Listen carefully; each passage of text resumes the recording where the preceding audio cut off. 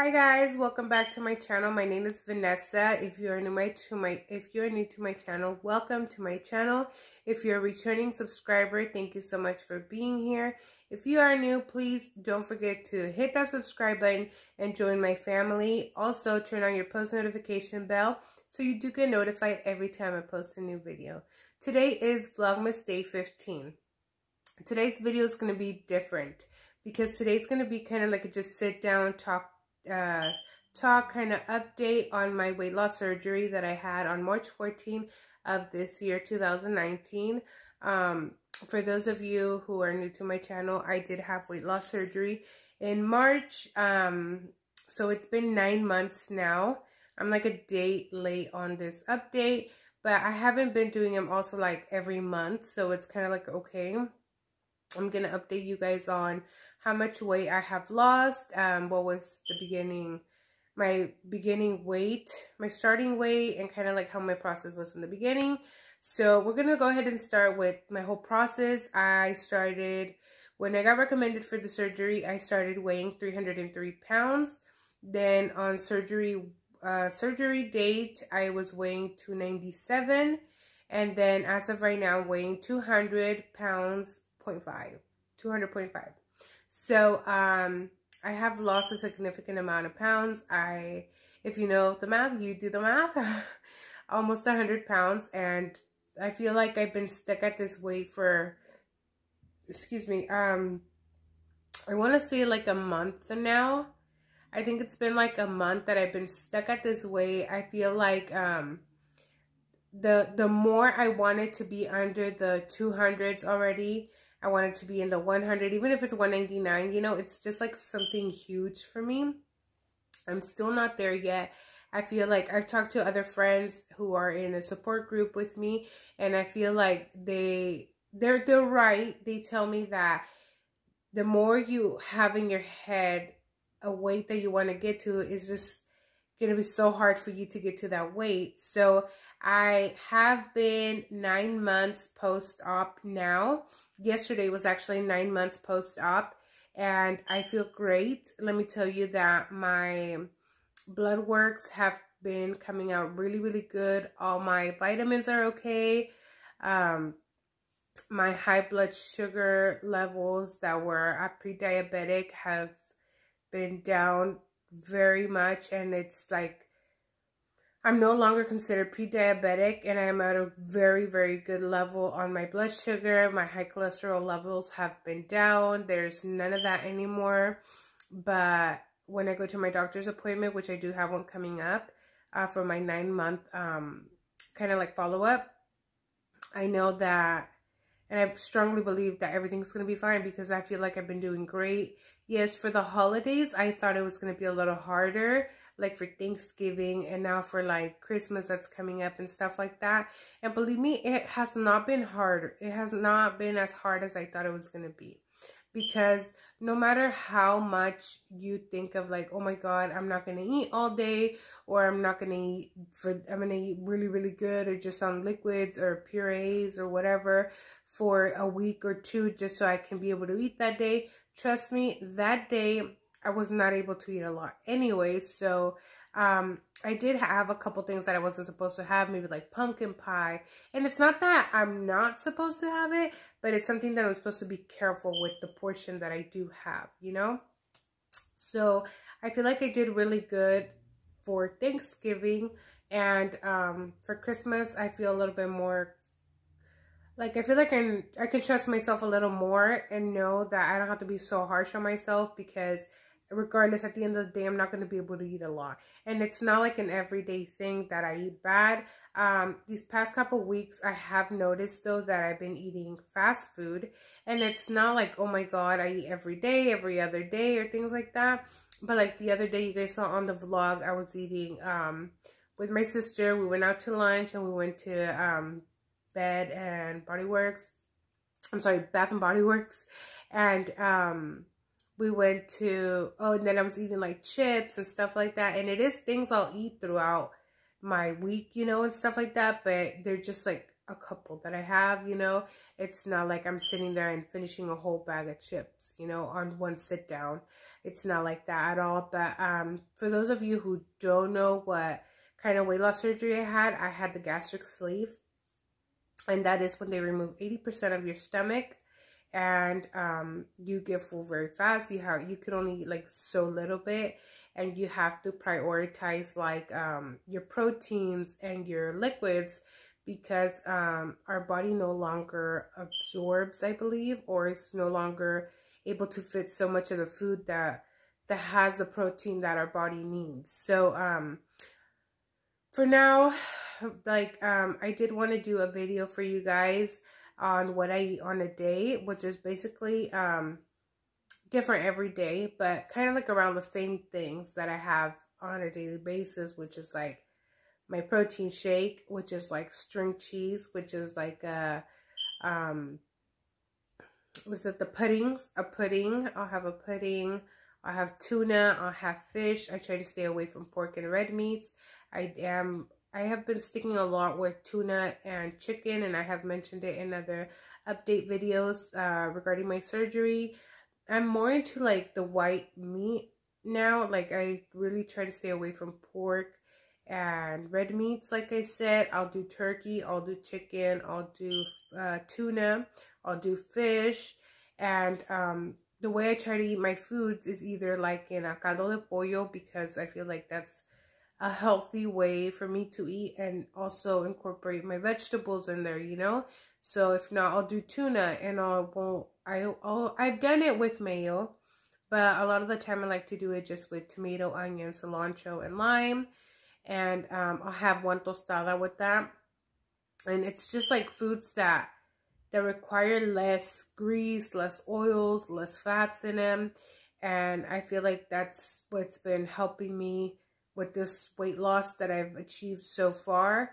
I've also been eating bread now, which is something I would not eat for like months. Since like after my surgery, I would not eat bread, and now I find myself eating bread like with a sandwich. When I have like a turkey sandwich or something, I eat bread now. And yes, I could do like half of a sandwich, you know, like I won't eat a whole sandwich, but bread is definitely another I feel like, because I've incorporated like different foods into my diet now, I feel like maybe that's what's stalling me at the moment right now.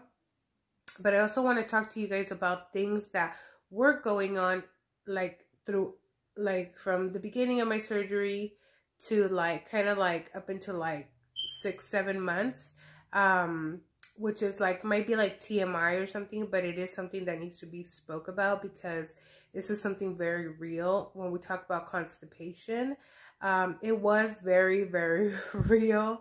But let me tell you guys that now I kind of find myself that I don't know if I'm using this to like help me with it, because before the surgery I was never a person that drank milk like that, you know. So I would drink milk, but I wouldn't drink like on a daily basis. If I drank milk or had milk, it would be like once a week, and very little bit, like very, very little bit. So now I find myself drinking coffee a lot, which is something that before I had stopped drinking coffee, because I felt like it just made my anxiety a whole lot worse, because I did have anxiety. So I had stopped coffee, and when I had my surgery, it was just so easy for me, and I felt like my stomach accepted the coffee so well with my protein shake as a creamer to it. And I did use the Premier protein in the vanilla flavor. I didn't like so much the chocolate one, and I wasn't so open to different flavors. So I loved the vanilla. It was kind of like a French vanilla creamer for me.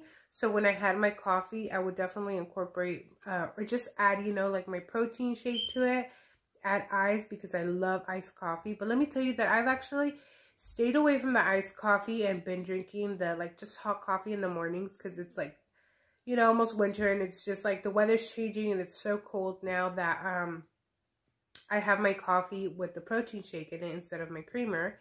And that, I don't know if it's the protein, or sometimes when I don't have the protein shake, I'll just use milk, like regular milk, and use the Splenda packets. But I feel like I noticed that like I'm becoming more regular now to the point where like I know after I have my coffee, I can use the bathroom regularly and I don't have a problem. So I do kind of feel like it's the coffee that's helping me. So I will be continuing my coffee. So that is that for that. Also, I don't weigh my food anymore because at the beginning I would weigh my food and I was only doing 2 to 4 ounces of food that I could fit. And now I do not weigh my food anymore. But I do find that obviously, you know, I'm 9 months out now. So I do notice, give me a second. Let me get my tablet. I do notice that I can fit a lot more food now, and it's kind of scary because I also feel like if I can fit more food, I don't want to be comfortable to the point where I'm eating a lot more food now and then just getting to the habit of just being, I'm okay, I can fit more food and it's okay for me to eat that, which is not okay. So I do plan on living this healthy lifestyle for the rest of my life. So it's not like I'm just gonna eat like this for the next couple months until I reach my goal and that's it. No, I feel like this was a huge opportunity that I had to have my insurance cover my surgery. Well, they paid most of my insurance. My insurance paid most of my surgery, but I did have my $500 copayment for the surgery.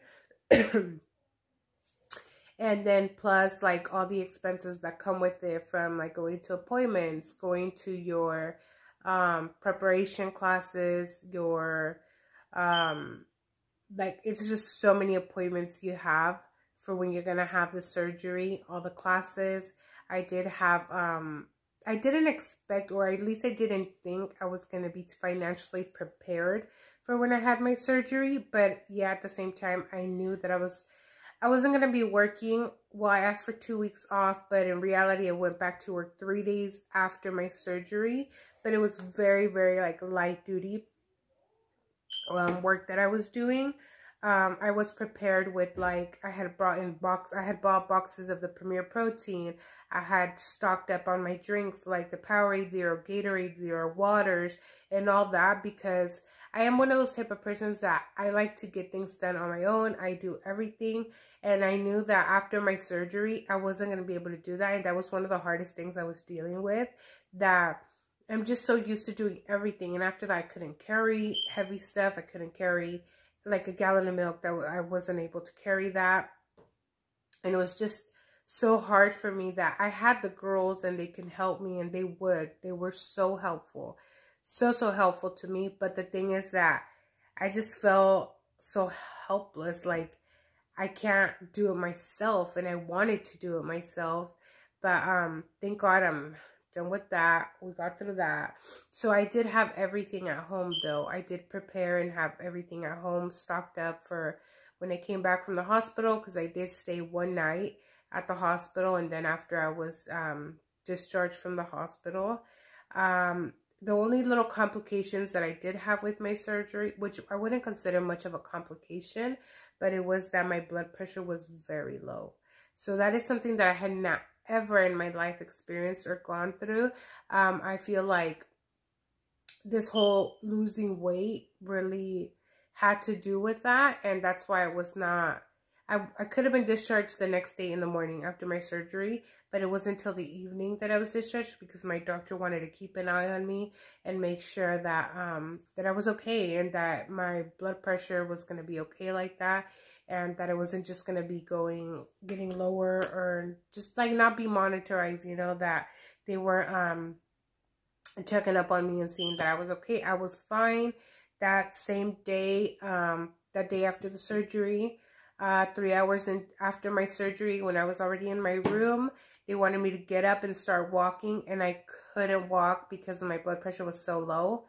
The therapist wanted me to get up and start walking, and my doctor said no, I cannot get up and walk because of my blood pressure, how low it was. They didn't want me to like fall in the hallway or something like that. But next morning, when they told me that my blood pressure was still low, and that the doctor said that she still wanted me to get up, you know, with one of the nurses and walk around the hallways, I was like, I'm fine, I'm ready. I wanted to get out of the hospital because I've never been the type to stay. I mean, the kids were home with my husband, and I just wanted to be back home.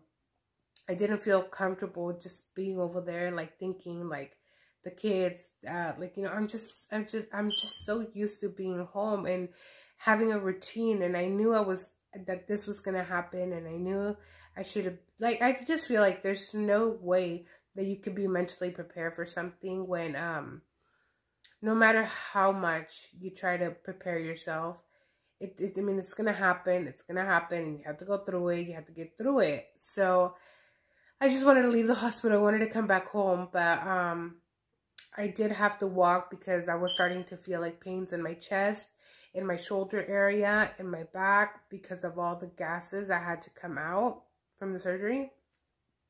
And finally, I was able to start burping up gases and passing gas, so all that can come out, and then the pain started going away little by little. But on the day after my surgery, when I get home, I did take it pretty chill. I did ask my family. I didn't want my family coming here because I was in pain. I was in pain, so I was taking my medication, and I didn't want to feel like I had to be like in the living room or in my kitchen area, you know, with them, being there with them. So I did ask them to kind of just like, you know, like, I'm okay. I'll update you guys through a text message or whatever.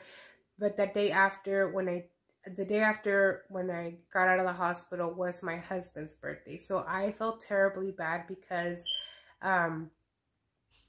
it's like we every year we celebrate. At least we do something little, you know, and I couldn't do it this year. And the day after his birthday, which was my birthday, I had to go back to work. There was like an emergency situation that only I could take care of at work. And I had to get to work, so I had to go back to work. And ever since I went back to work on Sunday, I was okay. And I was like, you know what, it's just going to be lightweight duty.